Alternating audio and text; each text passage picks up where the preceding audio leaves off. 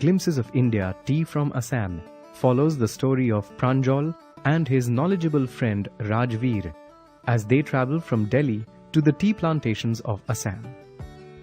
The story, through Rajveer's eyes, provides short snippets of the history of tea and its popularity around the world. Pranjal and Rajveer were on their way to Pranjal's home, a tea estate in Assam. A hawker selling hot cups of tea came to their train compartment window. Pranjal ordered 2 cups of tea. As they sipped their tea, Rajveer told Pranjal that about 80 crore cups of tea are consumed every day in the world. Pranjal, pleasantly surprised, commented on the popularity of tea. As the train left the station, Pranjal went back to reading a detective novel. Rajveer, however, was more interested in the scenery outside. As a boy who grew up in Delhi, he had never seen so much greenery before. He watched as paddy fields gave way to tea bushes. The view was magnificent, comprising hills, tall trees, and green tea fields. Then, a building with smoke emitting from its chimneys came into view. Rajveer, who had never seen a tea garden before, enthusiastically pointed out to Pranjal. Pranjal, used to such sights, informed him that they were in Assam, which contained the highest number of tea plantations in the world.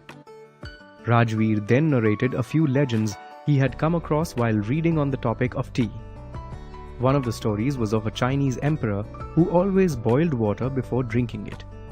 One day, a few tea leaves fell into the pot, giving the water a delicious flavor.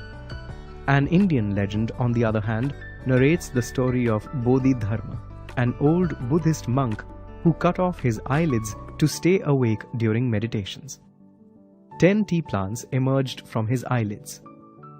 The leaves were boiled with water to make a drink that banished sleep. Rajveer then told Pranjal that tea was first drunk in China in 2700 BC. In fact, the words chai and chini came from the Chinese language. Europeans only discovered tea in the 16th century.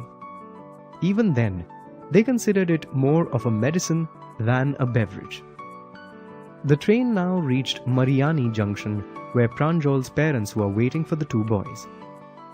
Together, they drove towards Dekhiabadi Tea Estate, the estate managed by Pranjal's father. As they entered the estate, they saw neatly cut tea plants on either side of the road. Tea pluckers with bamboo baskets and plastic aprons were busily plucking newly grown tea leaves. Rajveer, looking at the scene, asked Pranjal's father whether this was the second flush, the crop which bloomed from May to July and produced the best tea. Pranjal's father, surprised, commented on Rajveer's knowledge of tea. Rajveer accepted the praise. However, he said smilingly, he also hoped to learn a lot more during his stay.